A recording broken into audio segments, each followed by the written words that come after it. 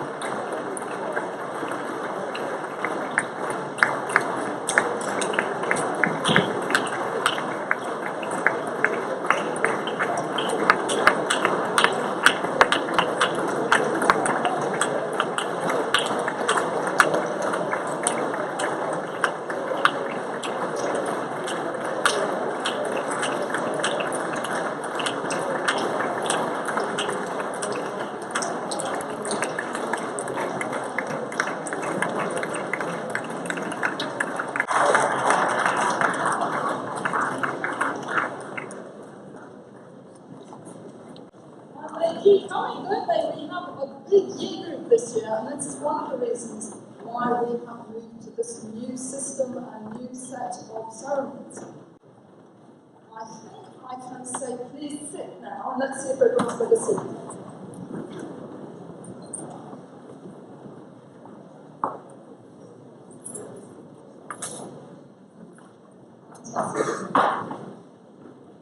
Wonderful, well thank you very much. A very warm welcome to everyone here this afternoon. And as I mentioned, we do have new arrangements this afternoon. Huge thanks to Mr. Barron for thinking hard on this, for Dr. Warden, and for all the team that's been behind this, but particularly to the students who are going to be entertaining us during the course of this ceremony. It is the final opportunity for us all to come together. And it gives me an opportunity as a group to do indeed what the word says, valediction, wish you well, but also, if I may, a direct thanks to the parents. Goodness me, thank you so much for the support, the loyalty, the involvement that you have shown to the Hill Foundation. And to some of you over many, many years, do hear it, please, coming from the heart, we're enormously grateful for all that you have given to the Foundation. And indeed, we certainly will pass those on to the students. It would be awkward for me to continue if I didn't mention that we have had a difficult week this week. Just as much as there's been a dark cloud hanging over us, wondering whether the weather is going to crack and we're going to have either torrential rain or drinks outside in our beautiful grounds, we have had a difficult week following the activities of Monday and the behaviour of 35 boys running amok on the Ridgeway. We have taken action, and let's face it, albeit incomplete action, due to the fact that masks were worn. And therefore there are an element of people here who have received sanctions. There is a large element, I suspect, of young people who were involved who did not. Let's take the opportunity to today to pick up and move forward, please, because this is so important to have a sense of moving on from the hurt that was caused, a sense of reconciliation, and a sense of celebration. I can assure you that we had lots of very positive and thorough singing, people really engaging in the activity we just had in chapel. A chance for the year group to come together and to sense what it is to be a community, a whole community, all of our year group with us today. And we will indeed want to celebrate that during the course of this afternoon. And when we get outside, we've got the corps of drums, we have those intriguing little birds about to fly away. I really don't think I can associate these people in front of me to little birds. They're a little larger than that. Let us enjoy the opportunity here to heal the wounds and come back together as a community. I'm going to hand over to Dr. Warden to lead us through the sermon. Thank you.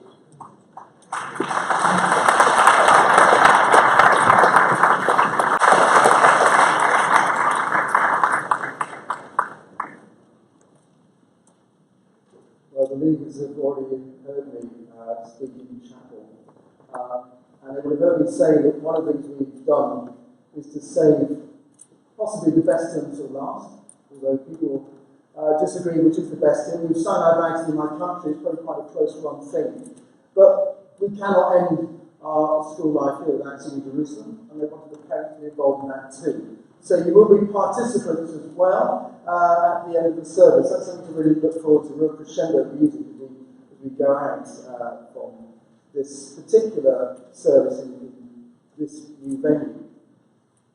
I want to connect you to part of what happened there by reading a prayer, the opening prayer that we did in the chapel service, as we commend these young people to the future and all that lies ahead of them. But I also want to draw your attention to the words on the front of the service that you have in front of you today. These really profound words by T.S. Eliot in the beginning of the poem. What we call the beginning is often the end. And to make an end is to make a beginning. The end is where we start from. And so although this is an ending, it's a new start as you go out from this place. And so our opening prayer. Almighty God, we commend to your loving care all those who go forth from this place. May they cherish its memory, value all its friendships, and remember its teaching today and throughout their lives. Amen.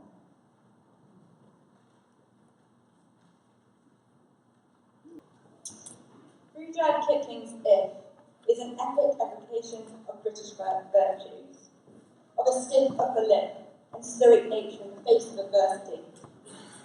As such, it has been named the nation's favourite poem on multiple occasions.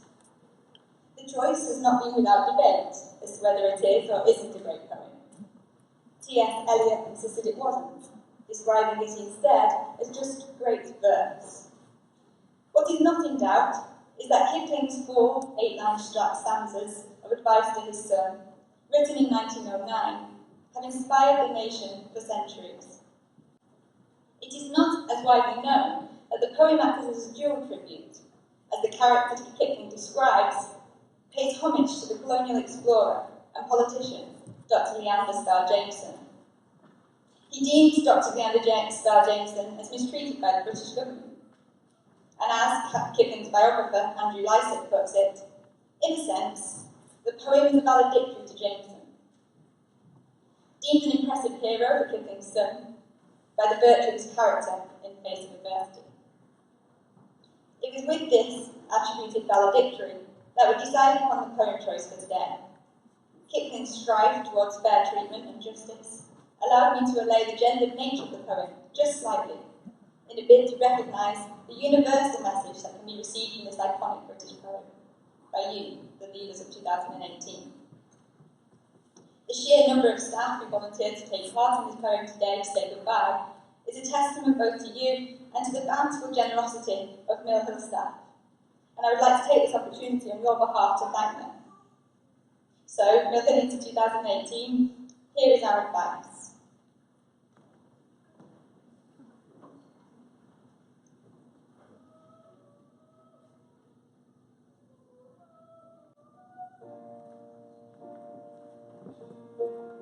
If you can keep your hope when all about are losing hers. If you can trust yourself when all men doubt you. But make allowance for their benefit too. If you can wait and not get tired of waiting. Or being lied about, don't deal in lies. Or being hated, don't be great about it. And yet don't look too good nor talk too wise. If you can dream and not let dreams your master. If you can think but not make thoughts your aim. If you can think with triumph and disaster. And treat those two impostors just the same. So, If you can bear to hear the truth spoken. Twisted by knaves to make a trap for fools. Or watch the things you gave your mind to. And stoop and build them up by all their tools. If you can make it one eat all your friends. And risk it on one turn and hit your face. And lose and start again. And never breathe a word about your loss. if you can force your heart and nerve and soul. And to serve your turn long after they are gone. And say, hold on, and there is nothing except the wind that says to them, hold on. If you can talk with crowds and keep your virtue, Or with kings, nor use common tongues. If neither foes nor loving friends can hurt you. If all men count with you, but none too much. You don't feel the unforgiving minute. With 60 seconds worth of distance run. Yours is the earth and everything that's in it. A muddy long will have done our job. Answer.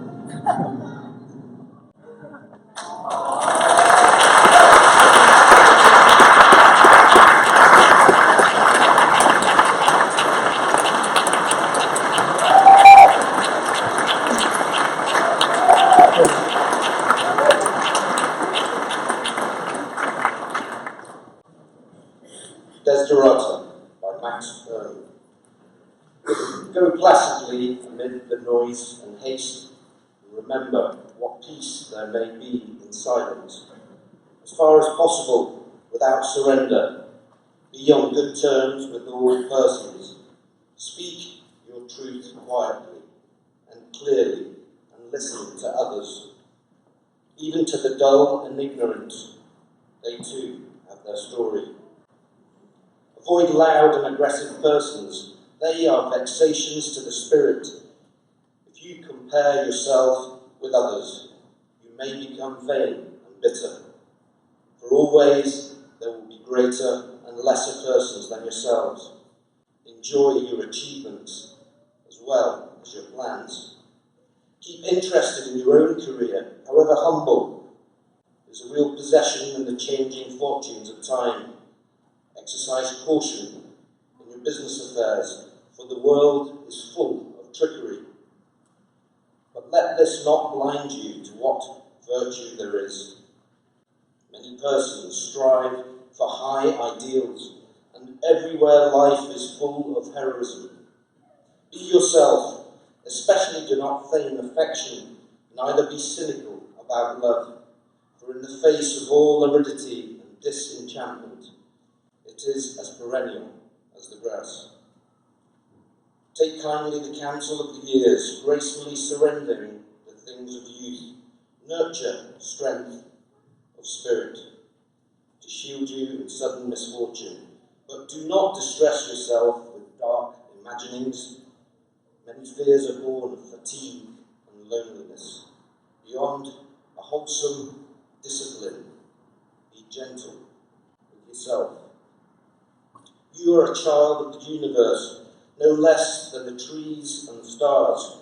You have a right to be here, and whether or not it is clear to you. No doubt, the universe is unfolding as it should. Therefore, be at peace with God, whatever you conceive him to be. And whatever your labours and aspirations in this noisy confusion of life, keep peace with your soul, with all its sham, drudgery, and broken dreams. It's still a beautiful world. Be cheerful, strive to be there.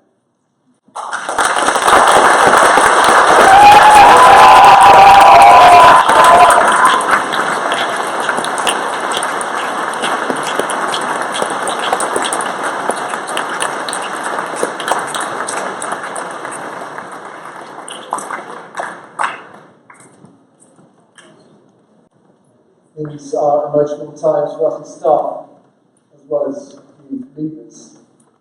It's always a tough time of year, because we will miss you. You're going to miss the musical performances as well that you've given your time here. I'm going to, in a moment, invite Janta and Jerry to come and speak, but also I want to thank Miss Miller, who put that whole idea together in the poem If, and then did many hours worth of interviewing people and putting it together and editing it. And Miss Miller, we're really grateful to you for that and what you've given also. We're going to give you a round of applause too.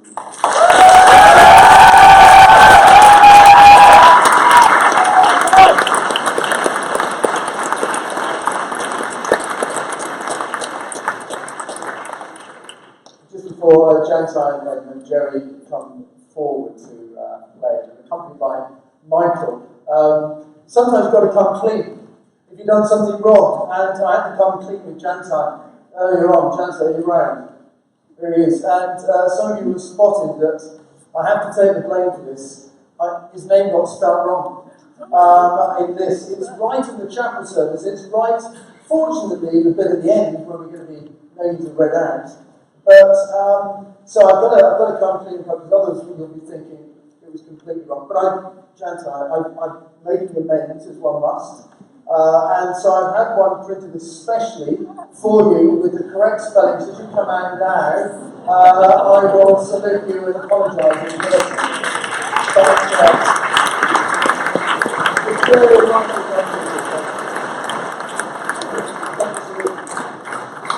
but now for our next musical performance, a beautiful Panisangelical scene as well.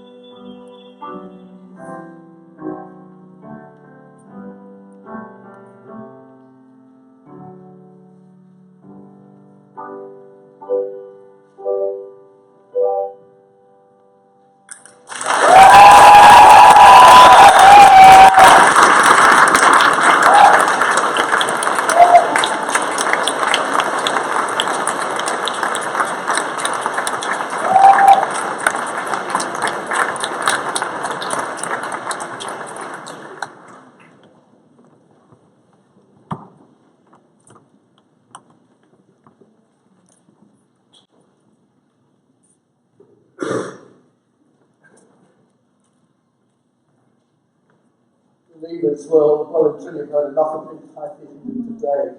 But thank you for bearing with that. But it is really a great privilege to speak to the parents. It's been something I would have missed if I'd not spoken to you in here, because you weren't able to come to chapel again, because there are too many of you, which is a great problem to have. But it falls upon me really just to give a few words now as you're going out from this school. And I want to focus on three images, cathedrals, and lights, and a ship. But let me tell you the first story that will hopefully resonate for you, about a pilgrim who was travelling in medieval times to a city, and on the way he saw people at a quarry. And there were two workers at the quarry face, with hammer and chisel, chiselling out great big slabs of stone. But both doing exactly the same work. And the pilgrim went up to first man, they were both aspiring under the heat of the sun and the hard work. And he said to him, "What are you doing?" And he said, "I'm just hammering out these stones day after day. It's so deadly boring. It's such hard work. I just hammer them out, I put them on a cart, load them up, and that's it." The pilgrim then said to the man who was standing right next to him, who's doing exactly the same work, he said, "What are you doing?" He said, "I'm helping to build a cathedral." One had a vision of where his work was leading to. And sometimes I think in the school we lose sight of why we're working so hard as pupils, as parents, as teachers, slogging away at the quarry face, working hard, day in, day out. We've taught you the virtue of hard work in this school. Goodness me. You've learnt the importance of hard work. And with the help of your teachers too, you have been able to see the vision, where it's leading towards. Whatever those careers that are emerging for you, we've seen you, the privilege of seeing you grow from little ones, some really tiny tots from Grimsdale, come right the way through the system, and here you are now, young adults about to take your place in the world. And the cathedral in that story is really your life. We're in the growth business as teachers. We're helping you to grow, to become the people you are. Help you to discover who you are. That's our great privilege as teachers and as parents. Together we have helped you to begin to build the cathedral of your life. And I wanted to illustrate it really with just this, which isn't a cathedral, it's a building. It's based on the Tower of Babel. It's a pupil's work of art, and it's always nice to incorporate your work or work from the school. There's nobody in this room. We want to put the spotlight on them. But a piece of work that actually is a building representing her life. It's an extraordinary piece of work. You won't be able to see all the detail on it. But it's from a Chinese girl. She has spent 14 years living in China. She's come here for 2 years. And this piece of work, she said, wants to epitomise the journey she's been through in building her life. And she said at the bottom that the colours are quite dark and these doors here are shut off. She said that she came not knowing any English, very little, and she felt closed off. She said she felt she had two heads, one that was a Chinese head, one was an English head, and she was very confident in Chinese when she spoke, but lost all her confidence when she tried to speak in English. And so that's replicated on the doors at the bottom here. There's lots of Chinese characters and very few English words. And the words at the bottom say unsure, uncertain, struggling. We can all identify with that in our journey. And then she said, as the pictures get lighter, she wanted to put some other words of hope in it to express what's happened to her. And her support, she said, family and hope. Goodness me, none of you could be launched without your families and your homes. And at this moment, I just want you, as a year group, just to show your appreciation, and staff are going to do it as well, to your families and the support that they have given us and that they have given you in bringing you to this wonderful point in your life. So let's just pause for a moment and let's just genuinely thank all the parents that are represented here today. Thank you, parents.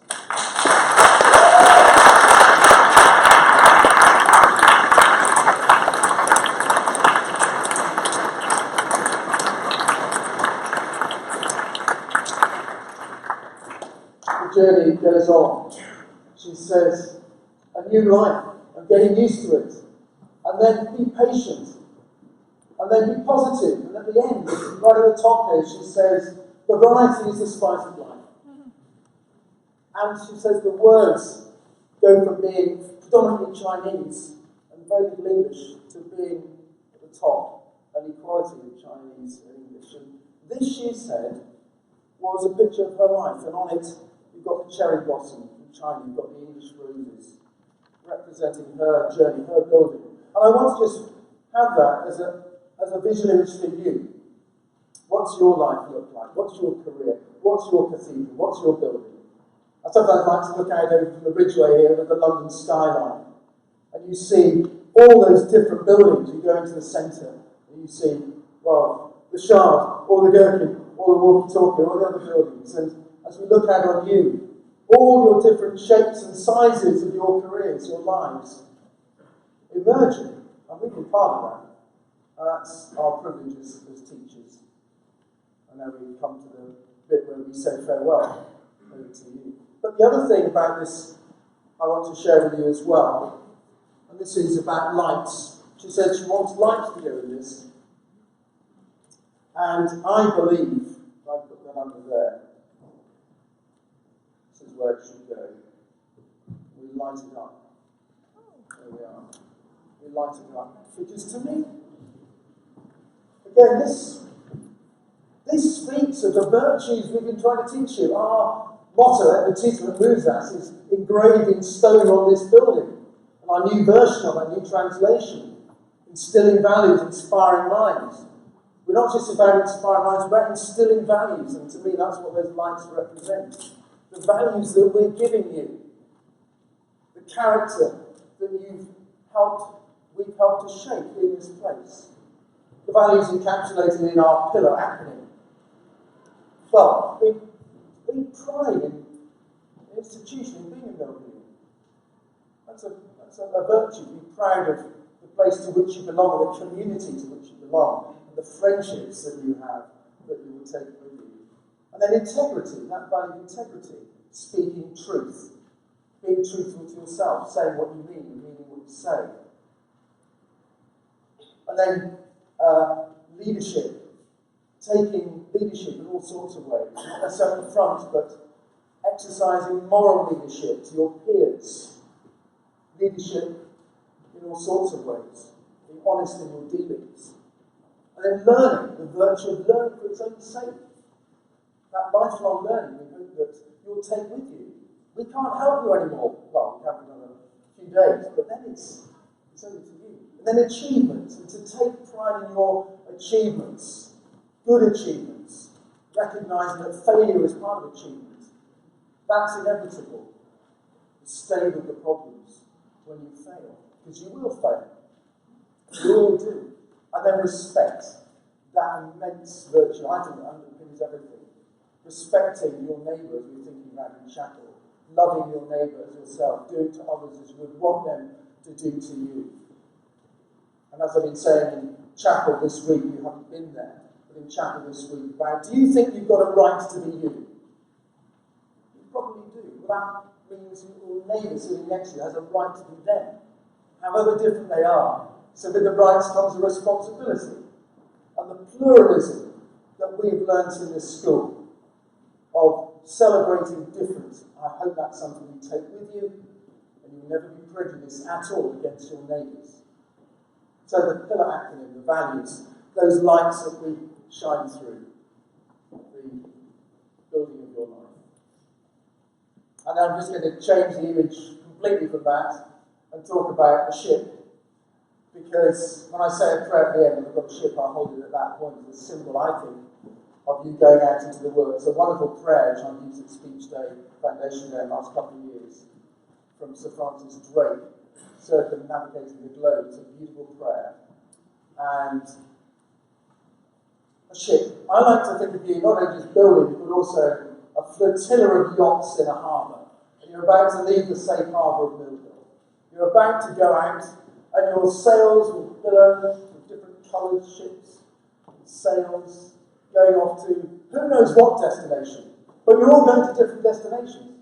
And you'll keep in touch with some friends, and you'll lose touch with others. And who knows where your destination will take you. May it be a wonderful destination, but never forget the harbour, the safe harbour from which you came. You will capsize from time to time, as we know. But that's okay, as long as you know how to right yourself and get back up again and keep sailing and set the compass and go in a true direction and follow the guiding lights that are within you as you go forward from this school. May your futures be very beautiful, and may you also keep in touch with us as best you can from time to time, because you're going and we will miss you, and the school has been blessed by your presence over the years, and for that we thank you for all that you do. Thank you.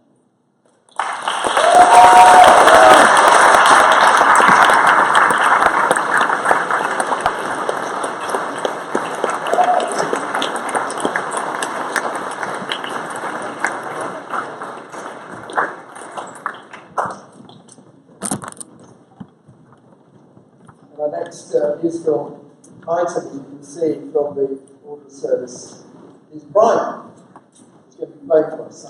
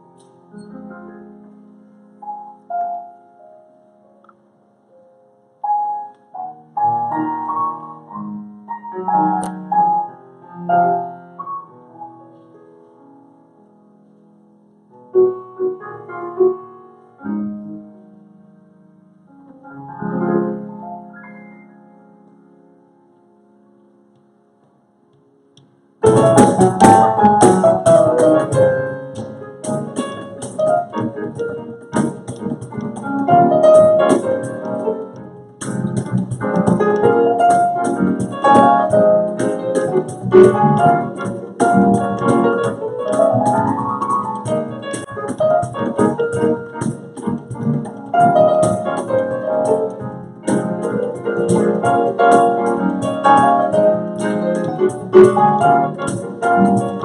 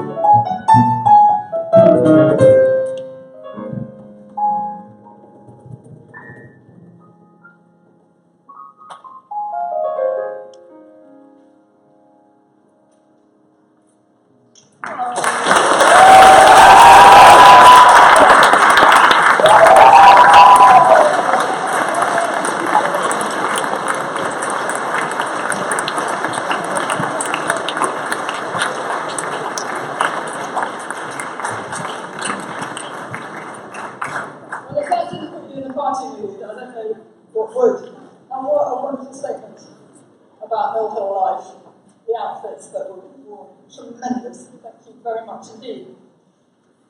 Before we get to party time, we want to go through by name each of those sitting amongst us and to present them to the assembled company through the valediction.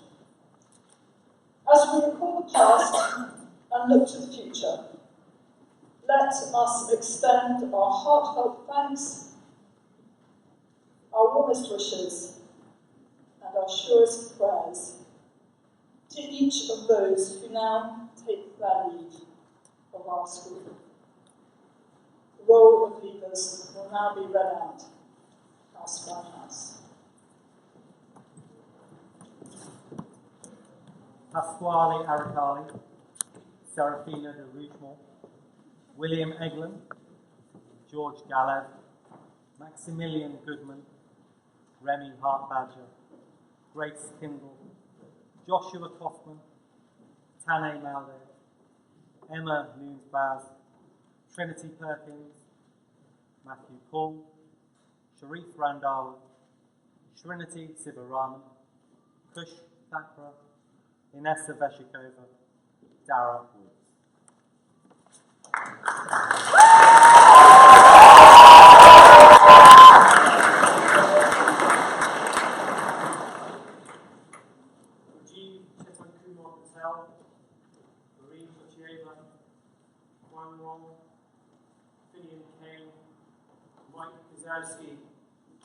Lee Howe, Lachlan Captain Campos, Bertold Minks, Hubert Hugh.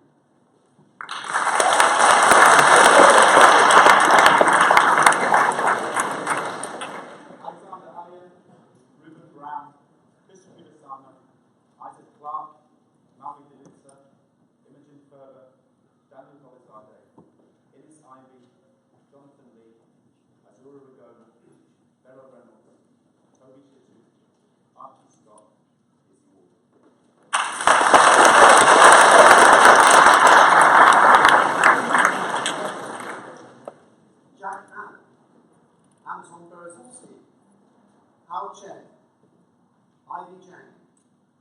Zara Kulbayeva, Gabriela Skomorowska, Zayn Hearn.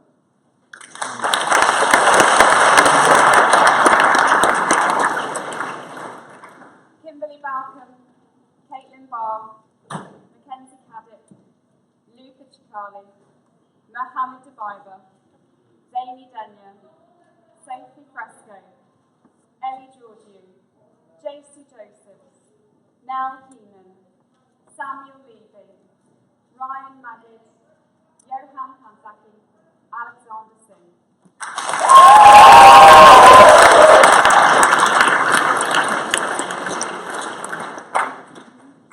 Shax Belholm, Constantine Sosteru, Louis Ristroppi, Isabel Donnell, Dylan Goldstein, Dylan Lycono, Eleanor Jalali, Theo Jones, Ian Kidd, Robbie Klein, Sophie Lewis, Taylor Norris, Elliot Sheehan, Neon Shen, Frederick Skouska, Michael Tuft, Anushka Yiannopoulos, and Omar Zuhiri.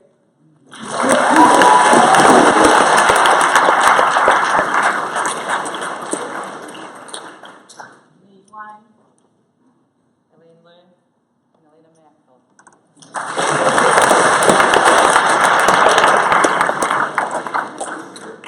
Arthur Blair, Aman Borimon-Naini, Joseph Cansfield, Tyler Perry, Jamie Delaney, George Diamond, Matthew Hazandras, Brandon Johnson, Elliot Kendall, Jane Prunas, Miles Rabinovitz, Finley Starr, Francesca Weiss, Louis Zenius.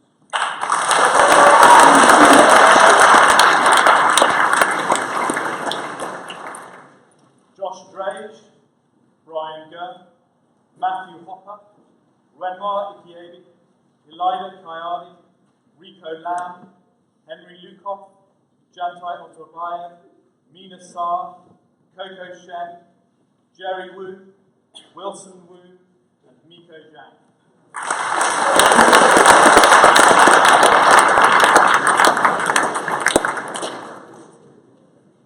Ali Absajir, Roy Krishnaspich, Ryan I didn't want to listen to message. Jake Ballard, Gemma Hook, Angel Huang, Julia Lynn, Neil Lodia, Isabella Sandra Sutherland, George Sattler, Emma Sutton, William Tony.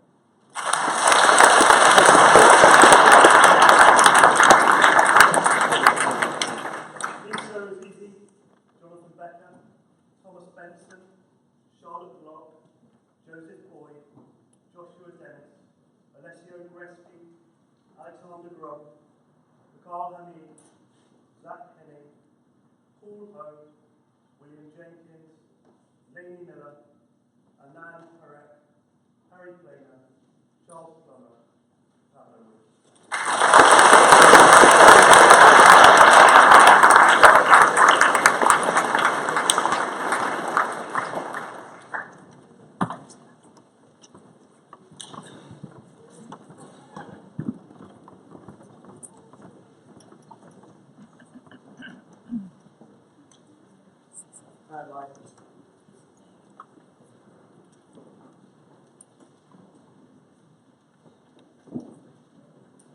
Now I want to introduce this farewell poem. Seraphina is going to read for us. This poem, as you can see, was written by a school leaver, 1894. That's before our chapel was built. And to me, this connects us very much with all those Millhillians who've gone before us, who've sat in your seats metaphorically and gone out to make the world a better place. And this poem, because it was written by one of you, one of your forebears, speaks, I think, very much to the heart and from the heart. It talks about not everything being perfect, but it talks about getting a sense of proportion. It talks about friendships. It talks about farewell and learning what memory now means. And so, as we remain seated now, we're just going to listen to this going with this. Thank you, Sophie.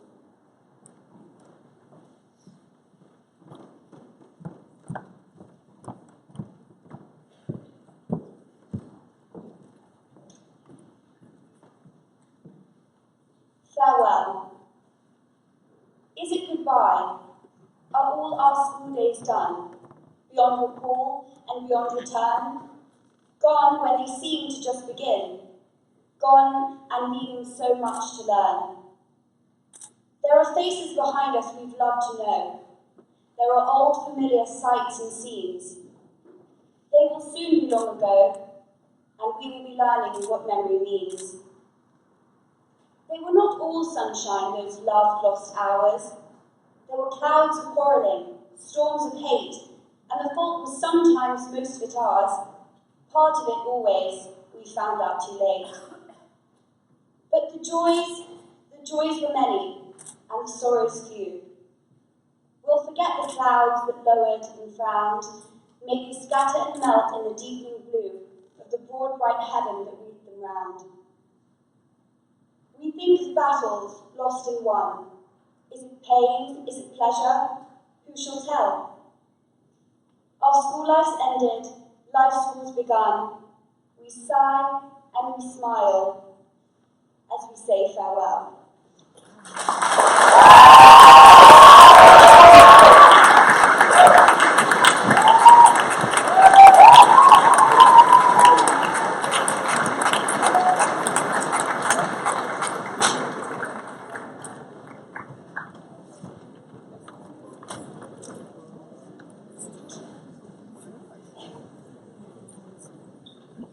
Thank you, Serafina, doing that so beautifully.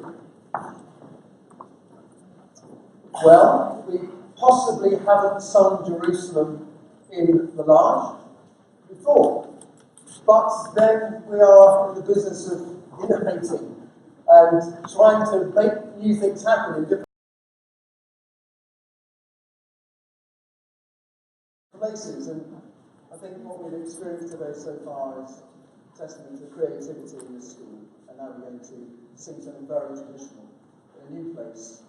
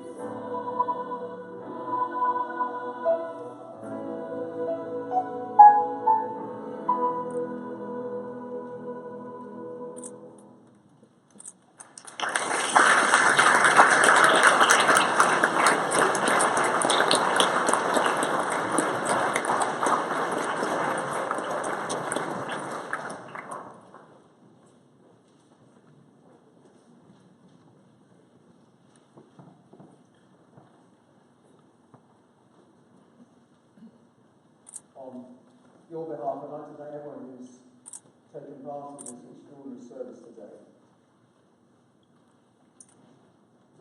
Of course, there is lots more to enjoy, conviviality and friendship. And as we depart in a few moments, before we go on to Top Terrace, where there'll be refreshments and other things, we're going to go via the quad, so the corps of drums. So it means as we exit here today, we turn to the right and go off to the quad, where we can enjoy that before then making our way up to Top Terrace. This final prayer is a beautiful prayer. I don't think it's just about careers that we may aspire to. I think it's about who we can become as individuals, what moral leadership we can give, what we aspire to be as humans, what we wish for our families and our homes, what we pray for our relationships. It's an all-encompassing prayer. And as you leaders go out as this flotilla of ships into the world, may you be blessed in all you do. But this is a prayer for us all, staff and pupils and parents and family and friends alike. Let us pray.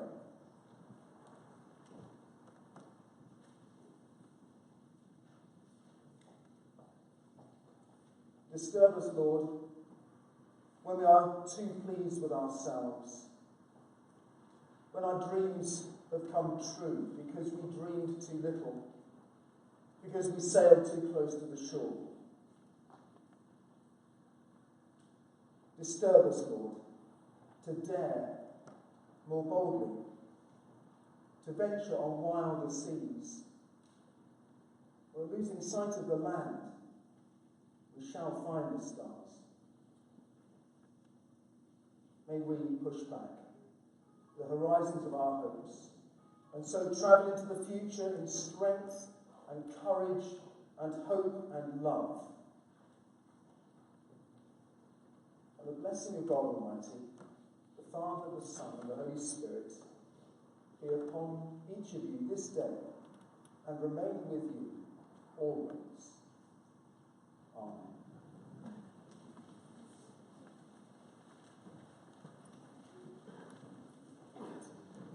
Again, I shall welcome back Brian in a moment as we finish this part of our celebrations and move towards the quad. Thank you all and for your singing. You did a good job.